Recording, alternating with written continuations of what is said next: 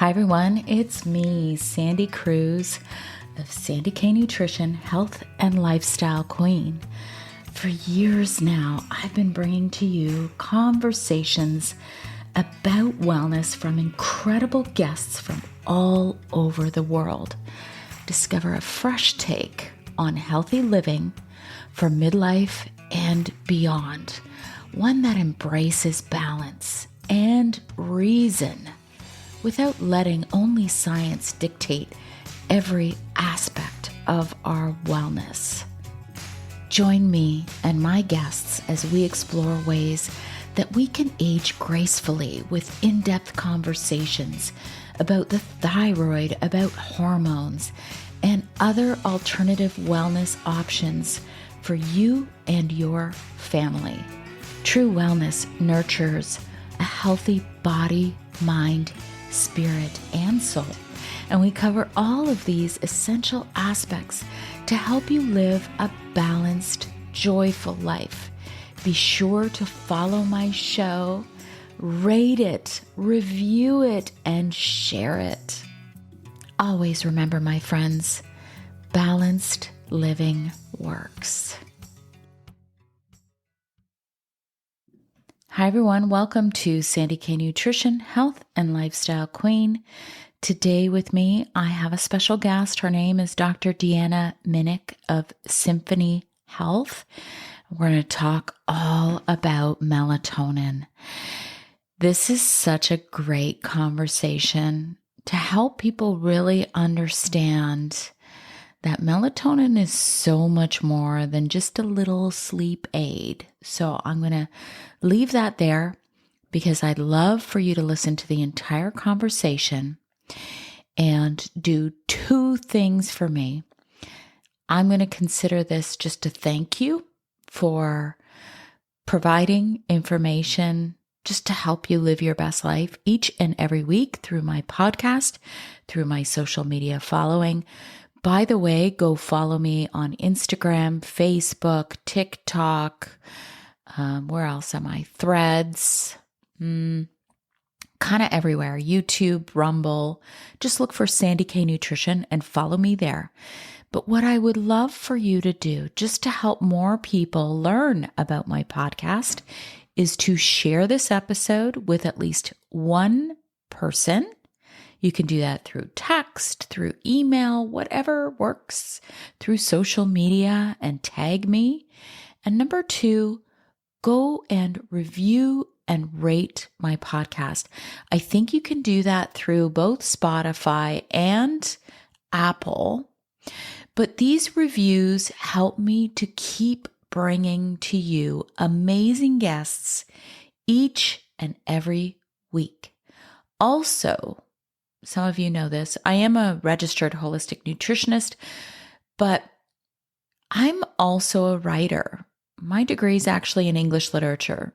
So I love to write about health topics in short essays just to help you think about your health as it relates to you.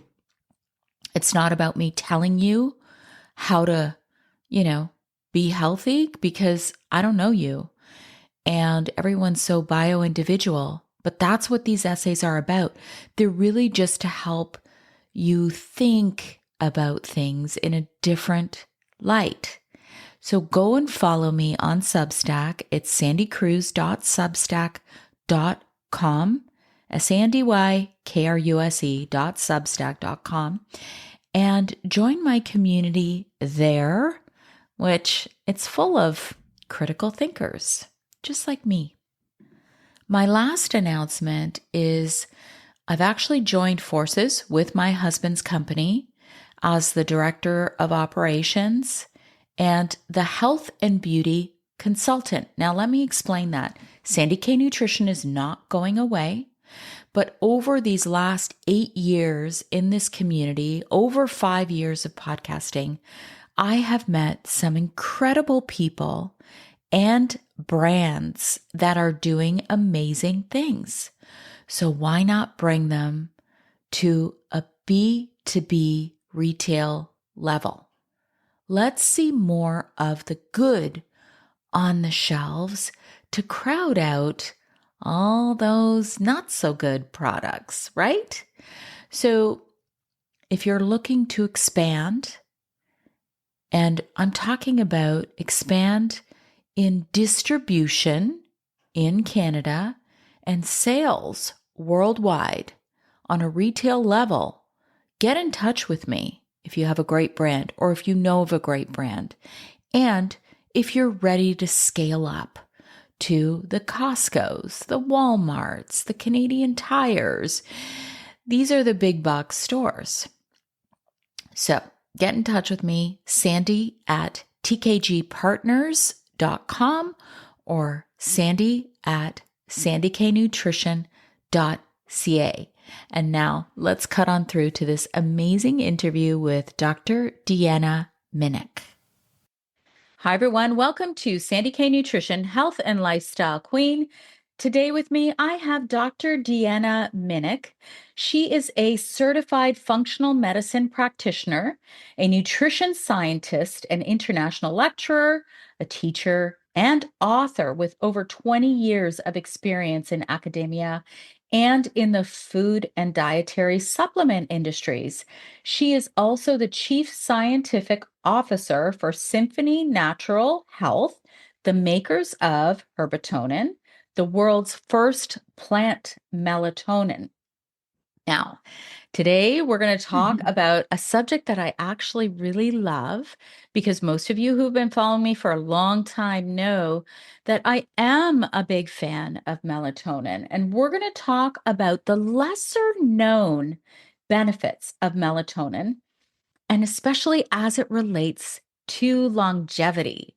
So that's one of my favorite things to talk about is how can we age better? So with that, welcome, Dr. Minich. Thank you so much for coming.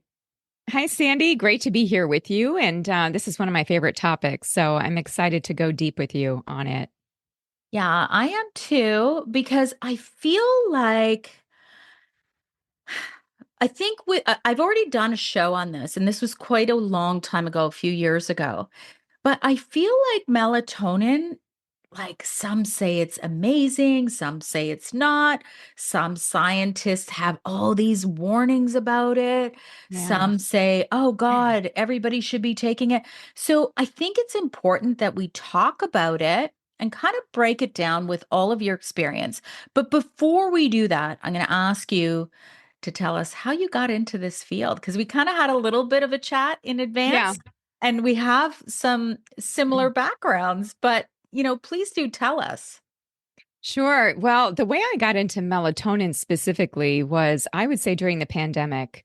We were hearing a lot about all the different nutrients that would be beneficial for the immune system. And me being a nutrition scientist, I was aware of a number of them. So, vitamin C, zinc, vitamin D. But then I started to see talk about melatonin.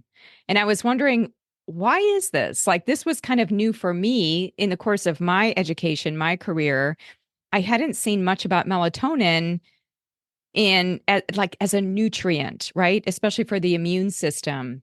So I started to go into it a bit. And I had also been in conversations with Symphony Natural Health, who at the time I was not working with, but learned about their plant melatonin, which is Herbatonin.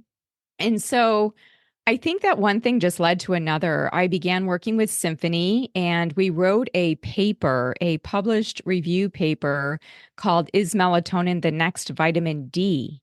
So that was a labor of love. That was like, goodness, like scratching the surface of all things melatonin to understand it. And then even last year in 2024, we did a melatonin masterclass where I interviewed some of the world's experts on melatonin. I know things about melatonin, but I wouldn't say that I'm an expert or that I've spent my life on melatonin. I learned from the giants out there, people like Russell Ryder, Dr. Tan, Dr. Cardinelli, some of these people who are now in their 80s and have spent their lives researching melatonin. So that was kind of my entry point into melatonin, writing the paper, doing a melatonin masterclass, and also learning much more about what melatonin does, which is so intriguing. It is not just a molecule for sleep, as we now know, although many people don't know that. Many people do have that fear factor when they hear melatonin, just like you said. So, Yeah. and I think that there could be a lot of reasons why that is, and we can get into that. I think there's a lot of misinformation out there. And maybe, I always say knowledge is power. And then you decide if this knowledge resonates with you and your body and your bio individuality. I always say that because I do want to preface this conversation to say nothing we are speaking of here is medical advice. And this conversation Mhm. is just for educational purposes only. You have to go and speak with your own practitioner that you have trust in, that you work with, who knows you on if melatonin is right for you. I think it's just really important to say that because a lot of times people will listen to this podcast and they'll be like, oh, well, Deanna and Sandy said it's for this and I need to take it. And so let's just start with that. But you started your conversation just now saying how it does so much more than just sleep. So let's get into that. But it's also it's also a hormone as well, correct? Yeah. So maybe Yeah. explain a little bit, what is melatonin? Yeah, let's go back into the history of melatonin. And there's a great book out there for the general public. It's called Melatonin. It's by Dr. Russell Ryder. It was actually published in 1995, but that paperback book is so, I would just say it is still relevant today. In fact, it could be updated with some science. I was talking with Dr. Ryder about that, but that book really does bring together all of these many functions.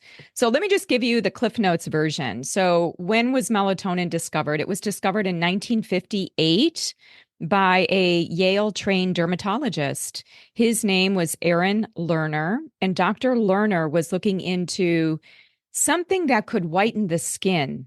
And so he began looking into the research and came across melatonin, which he found out was produced from the pineal gland. He did some experiments and found that it was not doing anything for skin lightening. But the name melatonin essentially came from his work. Mela, referring to the melanin in skin, and tonin, because tonin represents the chemical class of compounds that melatonin is connected to, like serotonin. And so it has a certain tryptamine structure.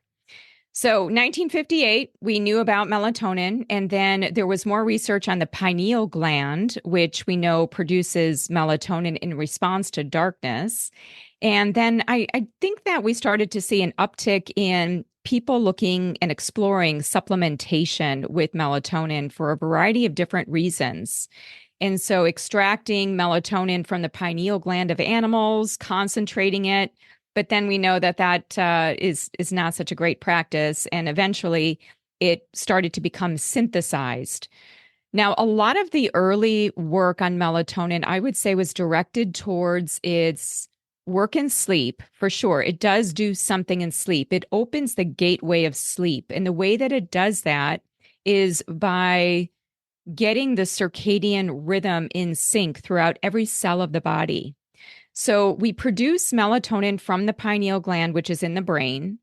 And in response to that signal, we get more and more melatonin, which then connects to the rest of the body to synchronize what we call the cellular clocks. So the brain clock is synchronized with the cellular clocks through melatonin. And so that happens during darkness or when we're sleeping. So, by way of thinking about melatonin as a sleep hormone, the way that it is implicated is in the circadian rhythm or the signaling. So, I want us all to remember that because I think that even more than sleep, it's a circadian rhythm signaler through darkness. And what are we doing in the dark? We're sleeping. One of the things that melatonin does do in order to enable us to get to sleep is it brings down the core body temperature a bit. So it's a hypothermic agent.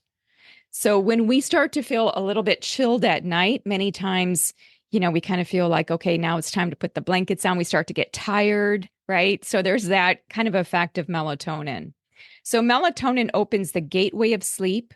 It does not necessarily keep us asleep. And I think that's another misconception of where people have gone awry with the information, thinking, oh, the melatonin didn't work. I woke up at 2 a.m. Or, oh, I feel groggy. The melatonin did it. There are more players in the sleep web of our biochemistry than just melatonin. And so it's not only that, but first and foremost, yes, we see it as a circadian signal. It's also a potent antioxidant. It is helpful as an anti-inflammatory. It modulates the mitochondria, which really fits your interest in longevity. And that's why a lot of biohackers are talking about it. You have people like Seam Land and other people. If you look at biohackers, they all, in some way, what I have found, they do talk about melatonin. Not necessarily high doses of melatonin, more like microdosing melatonin, physiological effects of melatonin.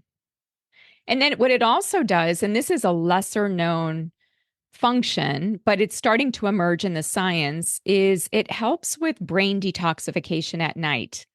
So what we see at Mm. night when we're sleeping is the brain cells, the neuronal cells, they shrink. And we see this in animals. We don't have human clinical data on this, but in animal models, what they see is that the brain cells shrink in order to allow for better convection of metabolites out of the brain.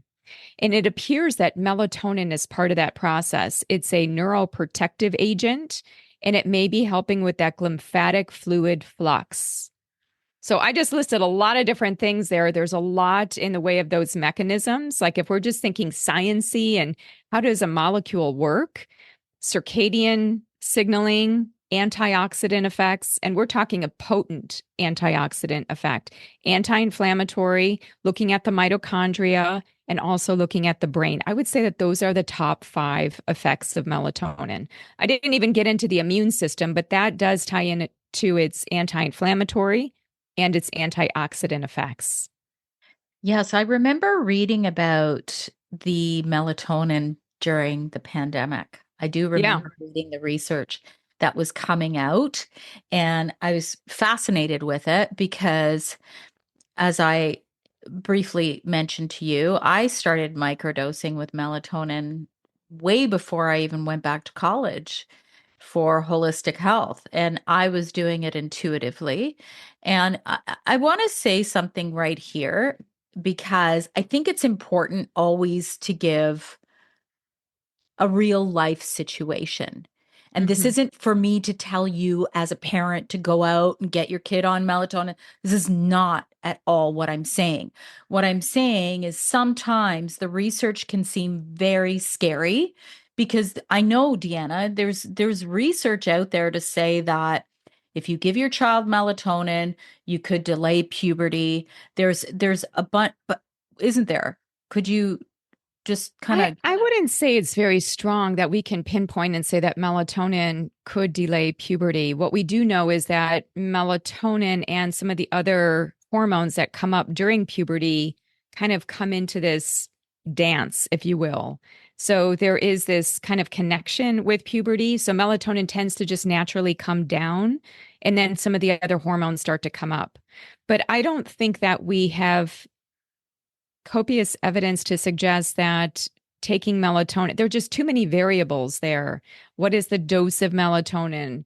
What is the child's exposure to endocrine disruptors? So many different things. So I don't think that, that's not my area of expertise, but I would say that in general, I don't tend to see that, or I haven't seen it in the literature that I have been looking at. there was a very well-known podcaster who was a scientist who was reviewing the science. So I will say the the a big issue right now with the whole world is that we see a 30-second clip on social media and then Yeah. we pass judgment on that 30-second clip. So I will give grace in the sense of, maybe there was more to that conversation. I think I know now that you're mentioning where it appeared. I think Yeah. I know the context of that conversation. I think it was in reference to animal studies where they showed that there were changes in reproductive activity, that melatonin was implicated in reproduction, and somehow that levels of melatonin came down with levels of reproduction going down. But when I asked Dr. Ryder about that work that was taken out of its animal context and applied to humans, saying that if you take melatonin, you're going to drive reproductive capacity down, what Dr. Russell Ryder mentioned to me, and I confirmed it when I went into the studies, is that if you look at animals, they are seasonal breeders. And melatonin was helping in the way of their breeding patterns. So there are certain times of year, especially even in Canada, I think it's like the white-tailed deer can only mate during certain times of the year because otherwise the offspring will not survive through certain seasons. So melatonin helps to gauge the reproductive capacity of animals that are tuned into seasonal breeding. But humans are not seasonal breeders to the best of our knowledge. And so we can't assume that melatonin would be implicated in the reproductive capacity of humans in the same way. Again, there's just no science to make a clear judgment and statement around children delaying puberty by taking melatonin because of what we see in these animal studies. So now I know what you're talking about. Yeah. That has come out on so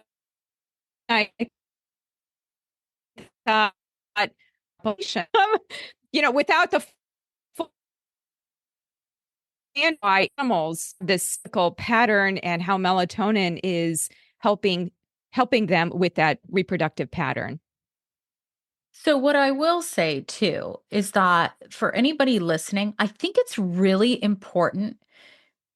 This is a great time for a pause, Deanna, just to say we have 1 hour here, which is great. And we can get a lot of information out to educate, but you still have to go back and review what we're talking about because we have all this information at our fingertips now. So the same thing with social media. There was a bit of a scare after that, whatever it was, 30-second clip.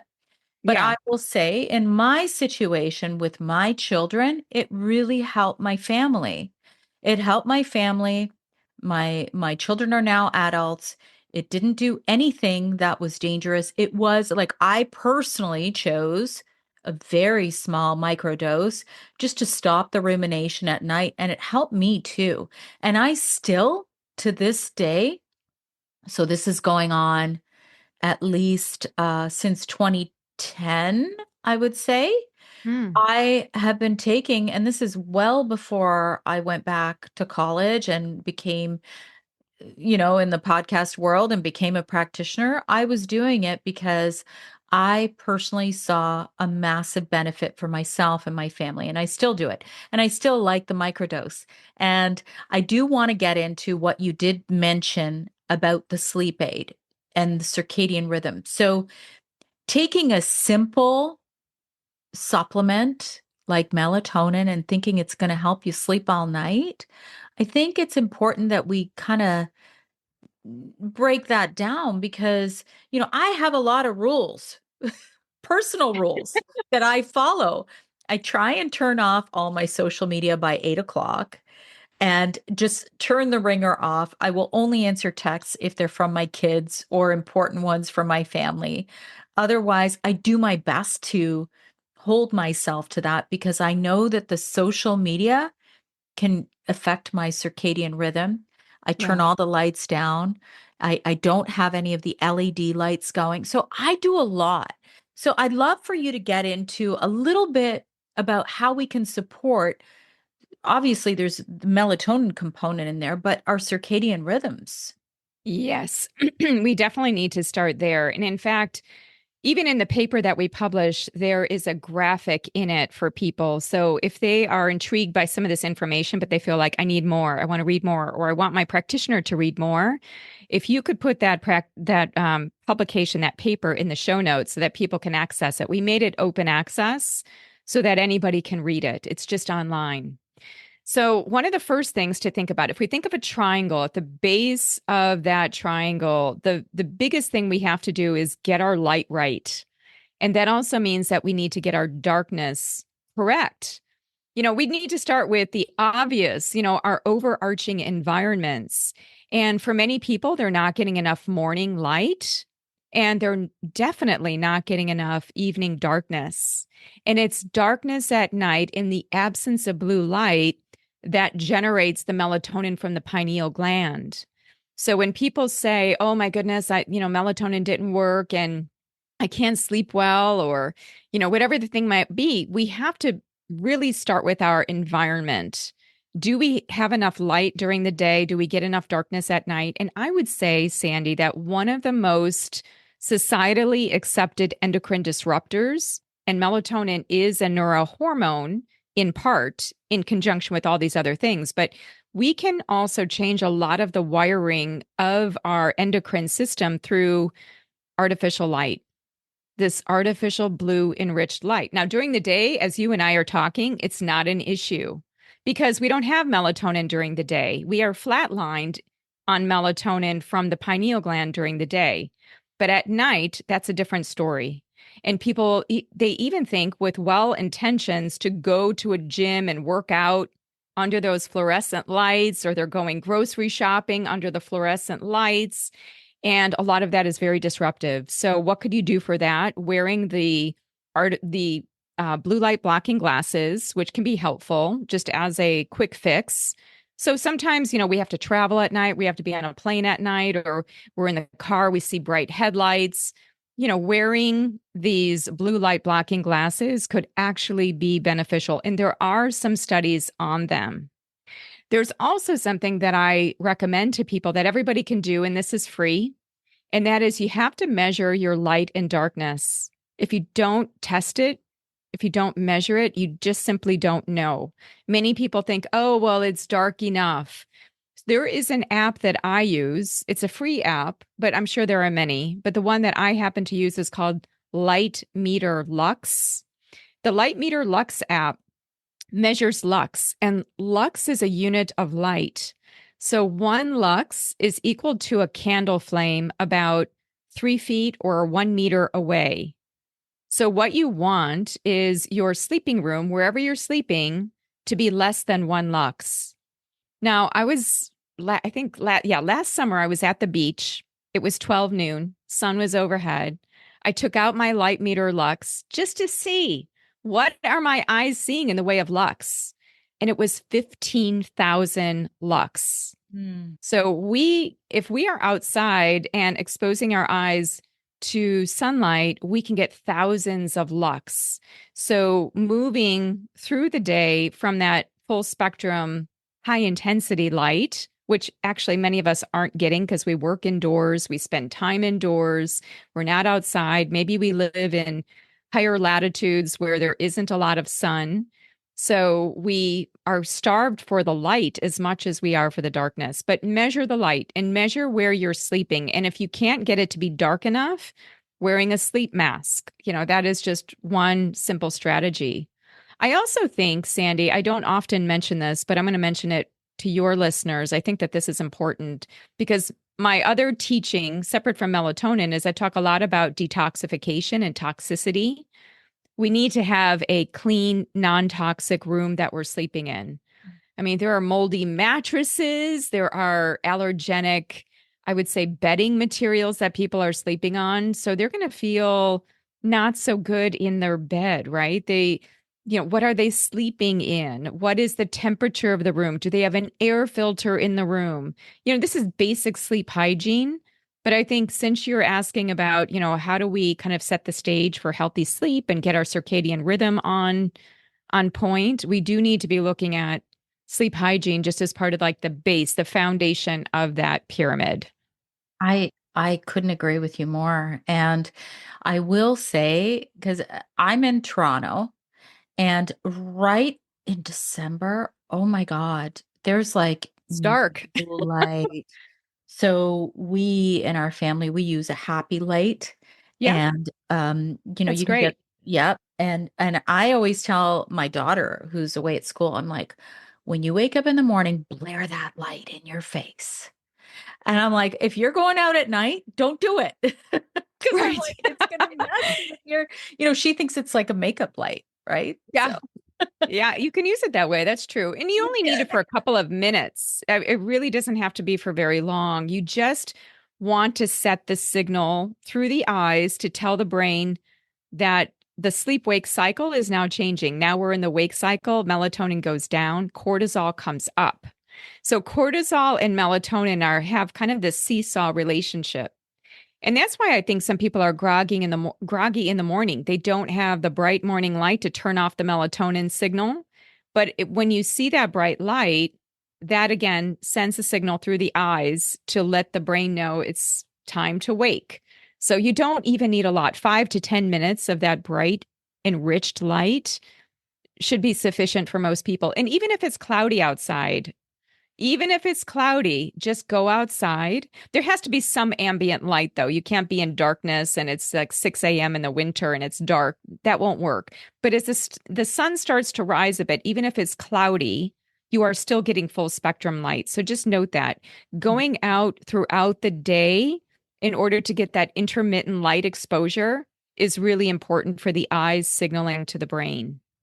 So Beautiful. that's great that she's using a happy light. Sometimes you've got to create a workaround. You've got to hack your environment because it's not optimal all through the year. So I, it's just good to do.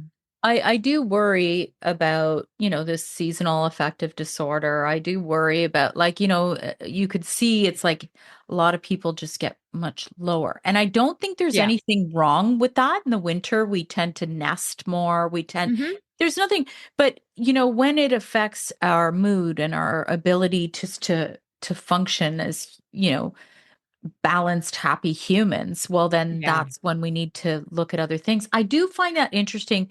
Can you just about the cortisol and the melatonin? Like, what Yeah. is the interplay between the two? Well, so when we are stressed, we actually pull away from making healthy amounts of melatonin. And the reason for that is through tryptophan. Tryptophan is an essential amino acid. 95% of tryptophan goes into energy production, into producing NAD, which is an energy currency marker within the cells. So most tryptophan goes into energy. And when we are stressed, we're actually needing more energy. So stress is a very catabolic process. So we start to take more of that tryptophan down the pathway, the kynurenine pathway, it's called, into making more energy. But if we kind of drive that pathway too much, it can lead to some neurotoxic substances. It's not good to keep draining that pathway. So essentially, then we have less tryptophan, less left over to make serotonin and melatonin. So that's why we become less happy. We don't sleep as well when we're stressed, is because we're tugging on the biochemical chains in one side of that pathway where it's not in balance. Mm. So that's something to note there. So somebody who's stressed all the time, I mean, typically their sleep is off. I mean, it's connecting somehow to melatonin, but also to other hormones. And I just want to back up to what you were saying about seasonal affective disorder. I think both you and I recognize that there's a personalized approach to anything that we do. And one of the things about SAD or seasonal affective disorder is that people with lighter eyes, meaning the iris of the eye, the colored part of the eye, so light blue, light green, even light brown, you are, well, for the most part, these people will be more sensitive to light compared to people with dark irises. That doesn't mean that, you don't need to take any precautions if you have a dark brown iris, but people who have light colored eyes are going to be more susceptible to the effects of artificial light at night. They're going to have greater melatonin suppression. There was one study that showed people with light eyes versus dark eyes had a 17% suppression of endogenous melatonin just from exposure to artificial light at night. Yeah. So there is that. But now here's the flip side of having lighter eyes. people with lighter eyes tend to be less prone to seasonal affective disorder because, again, their eyes are so light sensitive, right? That's why typically you see people with lighter eyes wearing sunglasses and, saying, "Oh, my eyes are sensitive."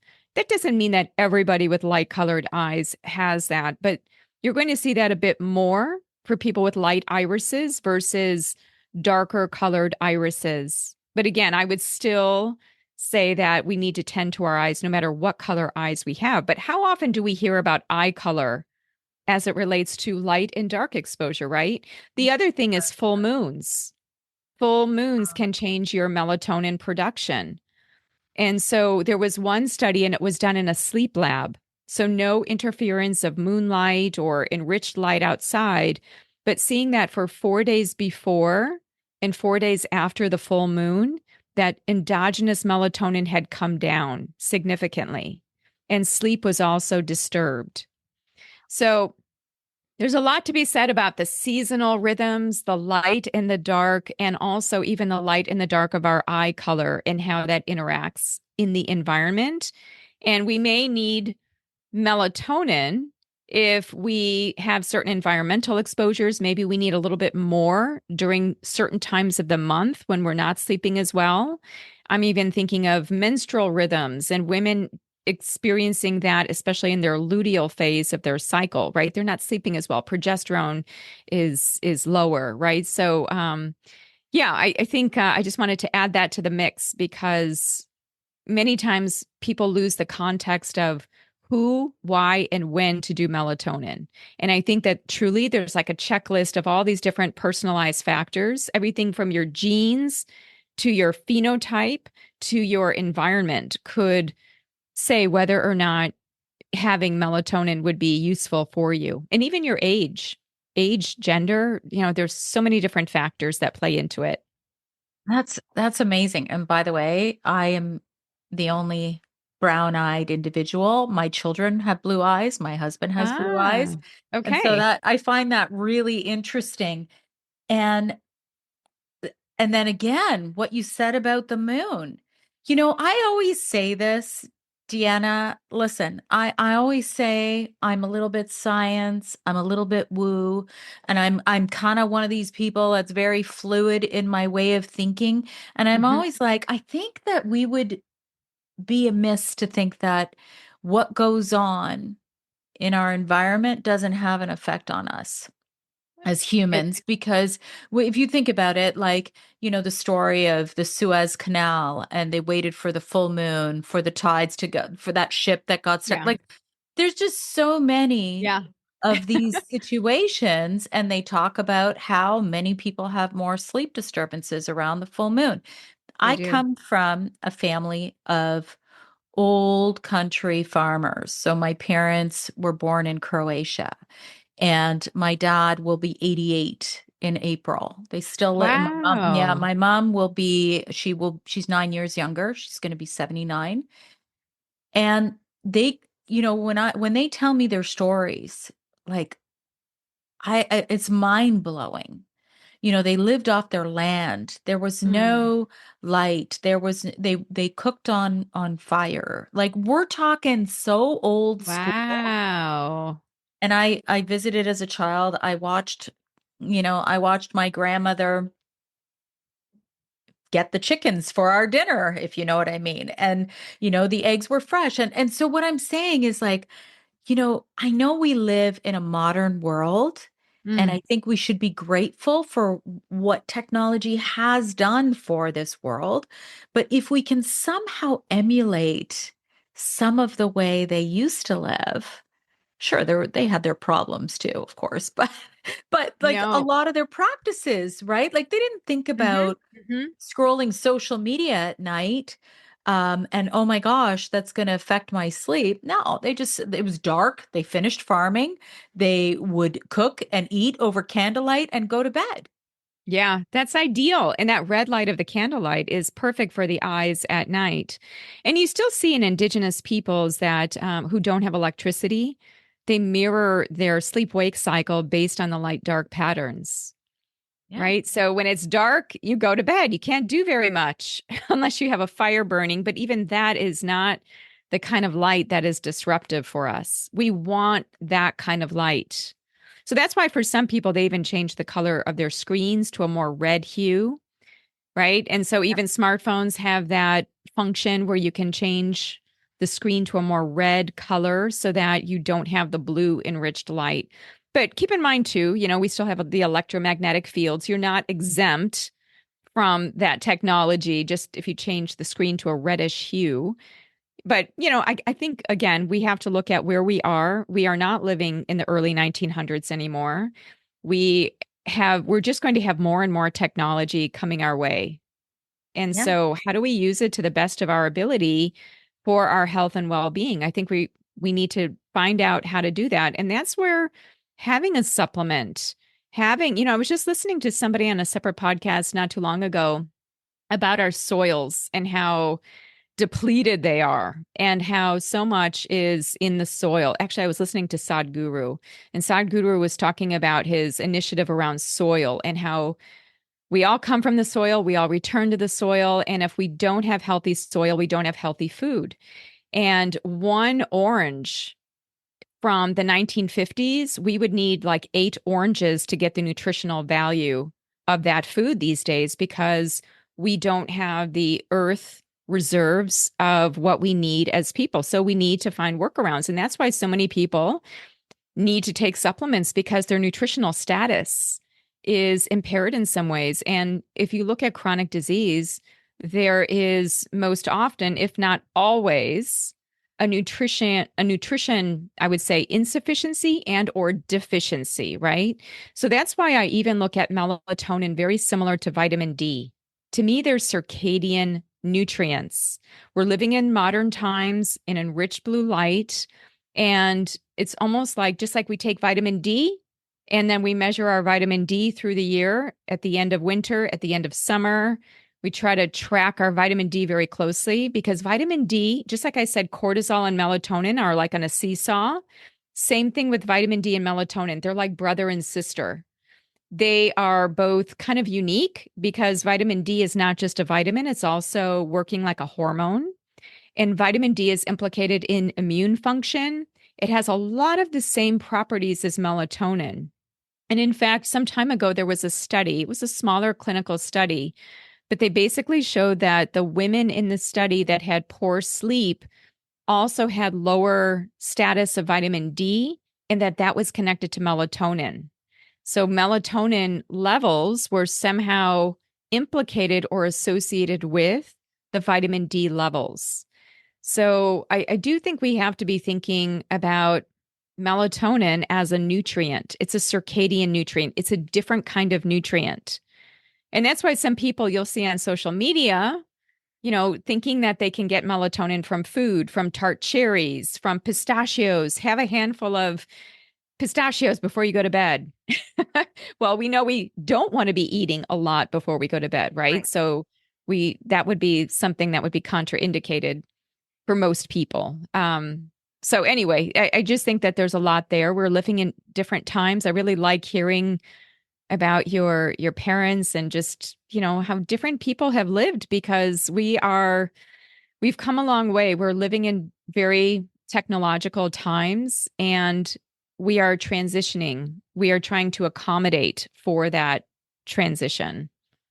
Yes. And so we need to do what makes sense for us in order to, I personally try to emulate as much as I can. I mean, I'd love to sell my house today and go and buy, a couple of acres and have my chickens and all that kind of stuff. Maybe someday that's my dream, Deanna, and grow my own Yeah. food. It is my Yeah. dream. Yeah, But absolutely. right now, I live in a suburb just west of the city of Toronto. It's too convenient. But what I do look at and always remember are some of the stories. And to your point, my mom used to grow apples on their property. And then what they would do to preserve them is they would make a hole in the ground and they would put the apples in there, and then they would do some sort of a cover with like hay and all of that, and then they'd have apples all winter long.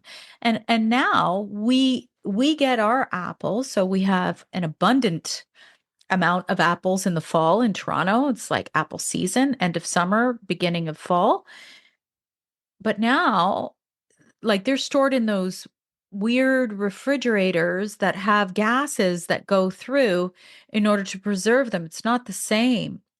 And so I would argue, and I'm going to say you probably know more about this than I do, but the nutrient availability in that apple is going to change from when it was picked to sitting in a freezer or some sort of a gas going through to preserve it. Would you agree? I absolutely agree. And in fact, just to get back to the rhythms of nature. So if we think of the 24-hour rhythm of nature, the light and dark cycle, but then we also have the seasonal rhythm. And depending on where we live, we get certain things in our environment given to us from the ground, from nature, right? So I live in a very similar climate to Toronto. And we have apple tree. We do live on 5 acres, and we have some apple trees, and they always emerge with their apples in September-ish. And I've thought about that because if you think of September apples, this association, even when we think of going back to school, there's typically an apple, right? Why is that? Well, if you think of the transition from summer into fall, there is also this more vulnerability we have with our immune system.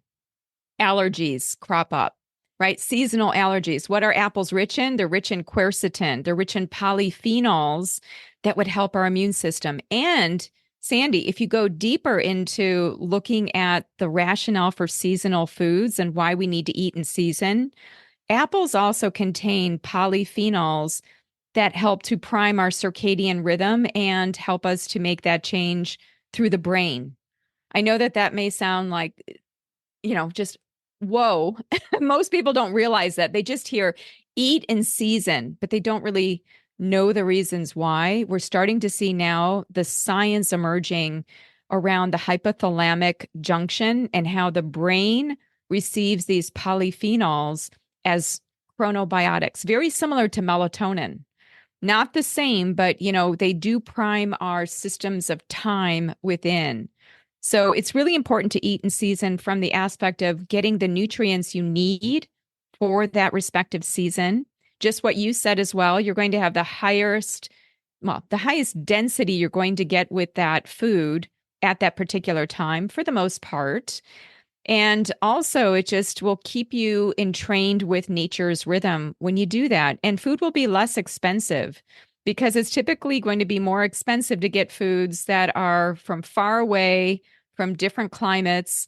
If you go to your neighborhood grocery store, like if I look at mine, if I want to get dragon fruit or papaya out of season, yeah, it's a bit more pricey and they don't really look as robust. They don't look enticing. They don't look ripe. They look like Yeah. they were Yeah. prematurely picked and sent over because people had demanded that. But actually, that wouldn't be the food that my body would need to eat during winter. So, um, I'm so glad we went there because you know what I used to do? Oh my God. I know we're getting a little off topic, but this is important yeah, because the closer we can eat to season, eating in season, because I remember learning about this in college, it's just the healthier our bodies will be. And yeah. just like what you said, we're going to get the nutrients. Okay, let's set aside the conversation about organic or not organic and GMO, and that's a big topic. But eating in season, and I Hmm. will say that I think that when we think about supporting our bodies in that way, we're going to support a healthier melatonin. But I have to ask you this. Do people in general, if we are all kind of healthier, balanced individuals, do we in general sleep more in the winter than we do in the summer? Yes. Yeah, that's just the natural rhythm. And it makes sense because the light and the dark are guiding us in that direction. We have more darkness in the winter, and people are more lethargic, less active in the winter. They just aren't as energized like they are in the summer to be outside and being more active. So yes, there is that trend within the seasons. Do we produce more melatonin? Is that one of the reasons why? We can if we don't disrupt it through artificial light at night. But most people aren't doing that, right? Most people aren't honoring the dim, it's called dim light melatonin onset. Even as it starts to get dim, our pineal gland gets the signal to start producing melatonin. So we slowly start to rise in melatonin. Then we produce the most amount of melatonin between 2 and 4 a.m. But if we're not honoring that curve upward because we're not adhering to darkness at night, then we're not getting enough melatonin to sleep properly, even in times of darkness when we have more darkness naturally. Okay, I have to get into a couple of things because I know there's some really interesting research, and I don't want to let you go without asking you this. Melatonin and cancer. What Yes. what does the research say? Because I did review before, and by the way, I will say I don't know if I saw this paper on your website, but you guys have a great website with a lot of information on there. Is that Yeah. for practitioners only or for anybody? We have two websites. One is symphonynaturalhealth.com, and that's for everybody. And then we have symphonynaturalhealthpro.com. That's for professionals. So on that site, you're going to see different things. And Sandy, what I would say too is on the site, you will see the option to actually purchase the melatonin masterclass. So if somebody actually wants to listen to Dr. Paolo Lissoni, who is the Italian oncologist who first started using melatonin supplementation with his cancer patients back in the 1990s, I interviewed him. And so we actually have, and he's in his probably his late 70s, 80s now. So he's not doing a lot of interviews. So to have that time with him was precious. And I did learn a lot. And he has done a lot with cancer. So again, I'm no expert in oncology in that way, but for some people under certain states of health or disease, it may be beneficial to bring in melatonin in order to help with the mitochondria, with cellular health. So with cancer, when we look at Dr. Lissoni's work from the 1990s, he began using high dose melatonin supplementation while certain types of patients were undergoing chemotherapy. So he Mm. wouldn't use high amounts for an extended time, but during the treatment phase. And what he came to was that basically the melatonin helped the chemotherapy to work better and help to protect the normal healthy cells. So it did the best of what you wanted it to do. So he has a whole way that he's done that. And even from his studies, you don't see that you change endogenous or naturally occurring melatonin, right? There was no real report of that. I think that's one of the bigger questions that people have. If I take melatonin, do I stop my body from making melatonin? First and foremost, as we get older, so you're in your 50s, I'm in my 50s, as you get older, in your 50s, you're making about 10% of what you had as an adolescent. So children have, if you look at the curve of melatonin, from the age, I would say, of about 3 months of age to 12 months of age, an infant is increasing in their own endogenous production of melatonin. And that'll happen faster if the infant is nursed by a woman, especially at night, so that her melatonin comes through breast milk and then helps to fortify the infant's microbiome and to kind of help the infant with colic or any other kind of sleep disruption. So from that point on, a child will start to increase in their melatonin. Just like you and I talked about a little bit with puberty, it starts to come down a bit. And then we start the roller coaster slide through life. So by the time we're in our 50s, we're making 10% of what we were making at that point of adolescence. So, yes, if we're thinking of, oh my gosh, we're stopping our body's production of melatonin, you pretty much have stopped your body's production of melatonin. It's already happening, people. Through middle age. And not only that, there have been prospective studies. Prospective just means that the researchers set out to actually answer that question rather than just kind of look at what appeared in the research after the fact. Some prospective studies have actually not shown that endogenous production of melatonin was impacted by taking exogenous melatonin. Now, I'm going to give a little bit of I would say, some context or even a disclaimer to that. When we're talking about the amount of melatonin we're taking, I'm talking about taking physiologic doses of melatonin, meaning that if we're both in our 50s and we want to replenish what we had in middle age, we're looking at about zero point 0.3 milligrams to kind of help and fill the gap of what we lost through age and just to be biologically appropriate for our time of life. So between zero point 0.3 and zero point 0.9 milligrams, there are studies with zero point 0.3 milligrams showing benefit for sleep and other things. Now, when people start to think, oh, all these studies on melatonin, if a little is good, then more is better. But then what ends up happening when these people start taking double-digit, triple-digit amounts of melatonin, I don't think we know long-term what the effects of that would be, right? Because that's not physiological. That's pharmacological.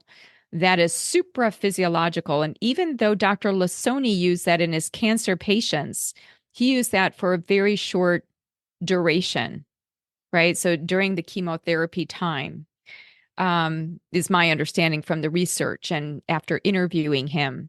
So what could happen if we are taking too much melatonin is potentially we could saturate the receptors, and then maybe we just don't see the signal as well. Or, maybe it's to the point that, it's kind of like you have to pull back and then the cell has to see it again. So that's why having a physiologic dose, I think, is more reliable and more safe and more consistent with what we see in the science out there on a number of different indications. I'm glad you mentioned that because, like I said, I called it microdosing before it was even like that term wasn't even used. I'm like, I'm microdosing That was with very astute of you. yeah. Yeah. And it was Yeah. not intentional, but I'm like, because back then and this is going back a long time, and I've gone through periods where I don't take melatonin and it doesn't affect my sleep. My kids as well, they who are adults now, I think a lot of the time, most of the time, because my daughter won't take anything that I tell her she needs to take. So she's not taking melatonin. She sleeps very well. So this is from our experience of very small doses of 0.25 to zero point 0.5 as the maximum. And even when I was in Europe last fall, I found it to be beyond incredibly helpful to get Mm. myself on Mm.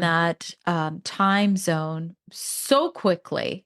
Yeah. And, I would use it, was it? I can't, I'm so backwards, like I think there was a time where I was like waking up at 3 o'clock in the morning and thinking it was time to wake up. And so I would take a tiny little amount of melatonin, like a quarter of a milligram. I would fall back asleep and then I was like good within like a day. It was amazing Hmm. how fast it worked for me.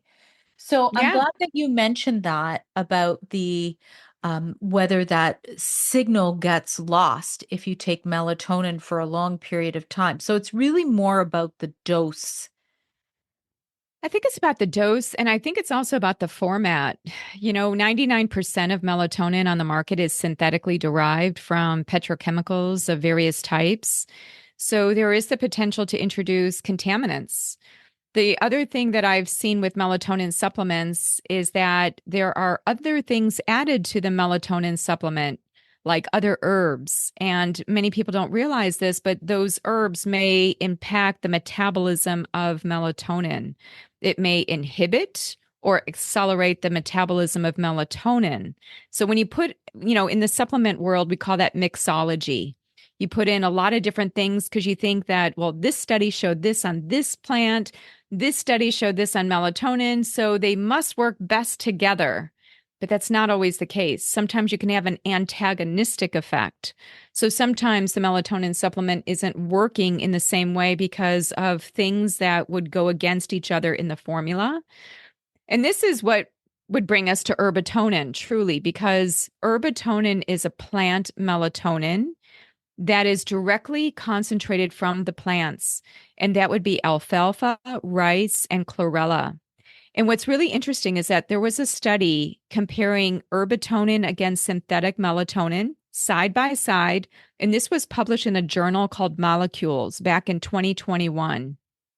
And what these researchers showed was that the plant melatonin outperformed synthetic melatonin in every cellular assay.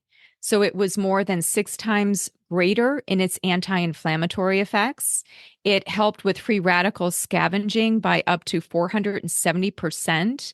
They even did a skin cell model, and they found that the herbatonin could potentiate the reduction of a lot of these free radicals by 100%. So there's something to be said from having a chemical derived form of melatonin, which just on its own, just being that kind of naked molecule, that's fine, but there could be other things that come along with that make it not work as well. Whereas with the herbatonin being from plants and not even an extract, it is very simply the cell matrix of plants, 3 different types put together, standardized to melatonin, and it has been shown to be even more effective. So you could be taking the zero point 0.3 milligram of herbatonin, but yet getting 6 times greater anti-inflammatory effects, up to 5 times greater antioxidant effects, just by nature of the other things that are in the plant naturally. We're not adding in a human way other things and then putting it together with the melatonin. It's just whatever is in the plant, like chlorophyll, lutein, zeaxanthin. If you look at herbatonin up close, you'll see it's green. So it's actually plant material, but it's been standardized to melatonin. So you know exactly how much melatonin you're getting, but it's amplified in its response because of the other adjunctive things that are coming along for the ride. That's amazing. I've used it, and it is available in Canada but I Yeah. have I am a practitioner, so I have a practitioner account. But and for those of you who are listening, chlorella is very powerful, even as a lot of people take it to detoxify, right? Yes, they So do. it And can, alfalfa, actually. Alfalfa is extremely nutrient dense, very high in beta carotene.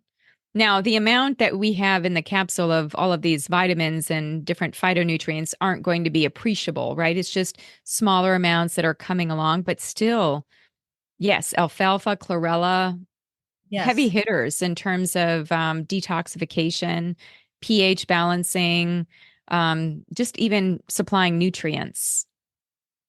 Now, and the thing I like is that it comes in 2 doses, right? 0.3, and then what's the other one? The other one is 3 milligrams, and that would be for more of, let's just say, jet lag, like you were describing, or more acute uses where you need a bit of a higher dose. And sometimes, there are sleep protocols where you can use both a low dose and a high dose of melatonin to help with things like shift work or, again, thinking of jet lag too. There's a way to use both of those doses even. And I had another question. Darn it. What was it? I can't remember, but it was at the top of my head and now it's gone. But in terms of, so is there anything that people, if they can't get herbatonin or herbatonin, is there something that they need to look out for in their melatonin? Like, I mean, are Hmm. there, because you mentioned that it could be synthesized with other molecule, like that's kind of scary to think about it.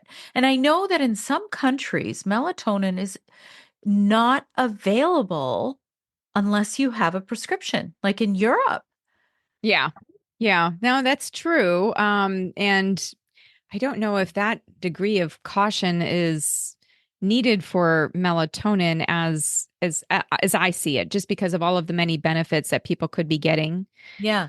But maybe, if we look at the processing, I do think that that's important because there are at least 2 published papers looking at the risk of contaminants and synthetically produced melatonin.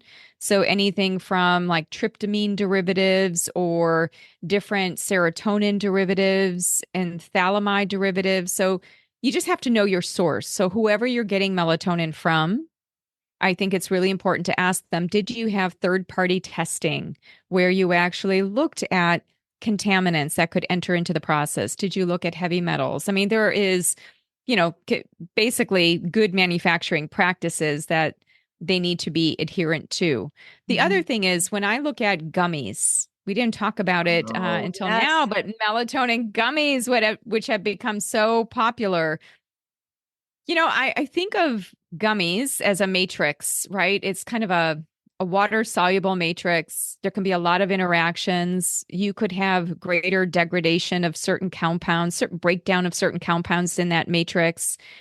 Do we know, and does your manufacturer know about the shelf life of melatonin in that gummy? And plus, just getting all that sugar right before bedtime, that sticking to the teeth idea right before bed. I just don't know if that's a great idea.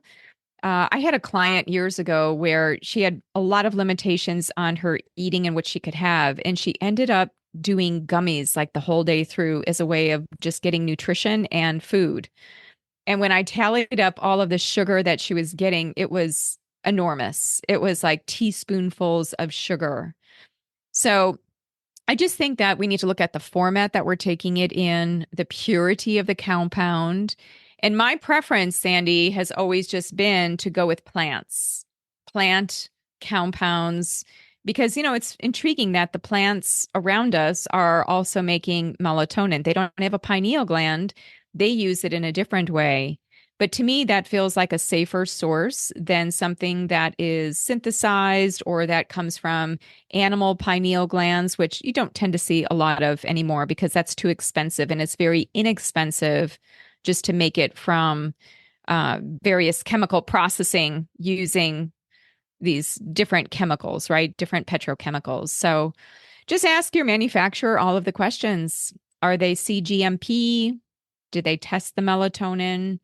What about label claim? I think there was a study in Canada that was published basically showing that label claim varied significantly, being under claim as well as over claim by several hundreds of percent. I think 476% or something on that order. But yeah, In so we have to think melatonin about. specifically?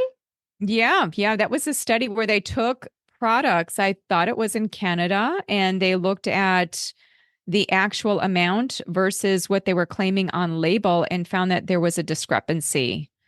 So yeah, I think just know your company, know the source, because you could be paying a lot of money for a supplement that is actually not giving you what you need. Or But too yeah, I think much. Or too much. yes, well, in either direction, right? But yeah, that maybe it was just the research was done in Canada, but yeah, I mean, basically they looked at a number of supplements, like something on the order of 30 different supplements, and finding a wide range of the melatonin content. Interesting. Now, I have to ask this question. Are there any contraindications for someone to take melatonin? Like, is there anybody who really needs to be more careful? Well, again, you have to look at the dose and what is the dose of melatonin they're taking. So that's the first contraindication, that, sticking with a physiologic rather than a pharmacologic dose. For the most part, melatonin is safe as long as it's taken within its physiologic dose. Higher doses there could be some issues there, especially from an immune system perspective. So melatonin, because it can stimulate the immune system and have an effect on the immune system in higher amounts, what you could see is some changes in immune activity. And so thinking about people with autoimmune conditions or people on immunosuppressants taking high doses of melatonin. The other thing to be thinking about is because melatonin works in so many ways through the mitochondria as an antioxidant, as an anti-inflammatory, it could actually improve certain things like blood pressure or inflammation or even blood sugar. So, what could happen is you might need less of certain medications. So, if you aren't aware of that and you're taking melatonin and your blood pressure starts to go down, you may have to adjust your blood pressure medication with your doctor so that you don't have low blood pressure. Mm. And there could be some interactions, right? I mean, melatonin, being that it's taken at night, I think it's more or less removed from certain medications, but there would have to be caution with things like SSRIs, or that would be implicated in serotonin because serotonin is connected to melatonin. So I think that those are the basic ones, but for the most part, melatonin is quite safe when it's used in the doses that have been studied and that are physiological. Perfect. And you mentioned the immune system. I wonder, like in the research about melatonin and cancer, is that why they they saw that it actually helped some cancer patients because of I that think there are immune system? multiple. I think, yeah, short answer is yes, possibly, and probably other mechanisms of action. If you think of cancer, cancer is a metabolic disease, and much of that dysfunction is through the mitochondria. The highest amount of melatonin in the cell is actually made in the mitochondria.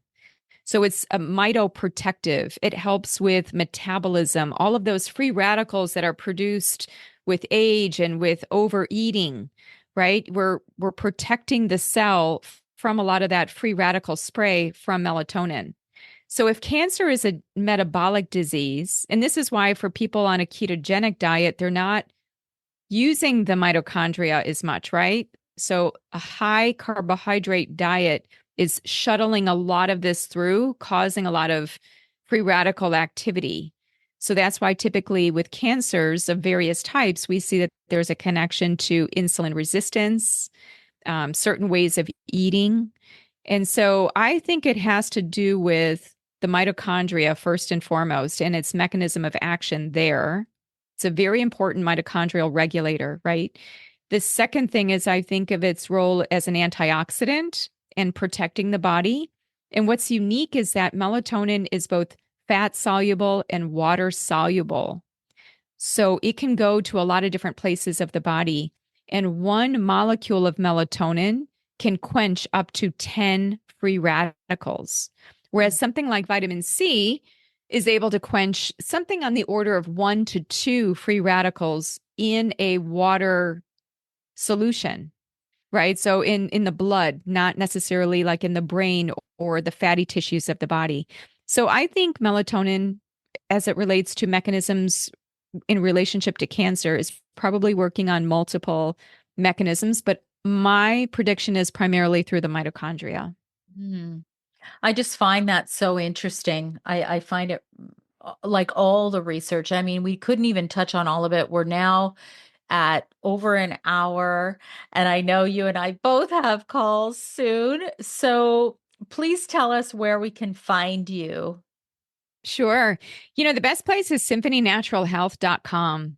If you go on symphonynaturalhealth.com, you're going to see so many different resources. And if you're a practitioner, we actually have a practitioner toolkit that we built up around melatonin.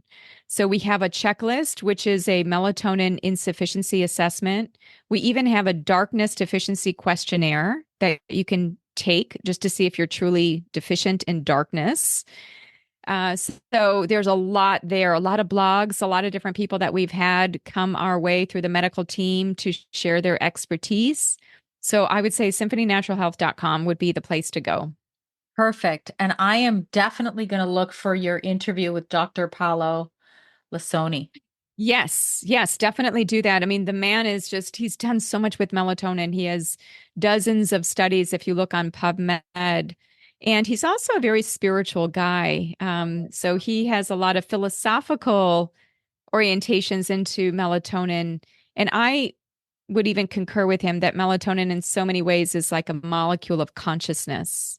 It's Mm. got a lot of different layers underneath it as it relates to dream states and brain activity. So maybe you'll have me back. We can talk about that one. Oh, I think we'll have to because you know what? Like you and I just met, but most people know that I don't believe that we can optimize our wellness or our happiness or our longevity unless we have some sort of a spiritual connection that Mm, resonates with us. So I yeah. love that. And yes, we should definitely do that. And I just want to thank you so much. This has been such a Oh, great conversation. I could have kept going with you for sure.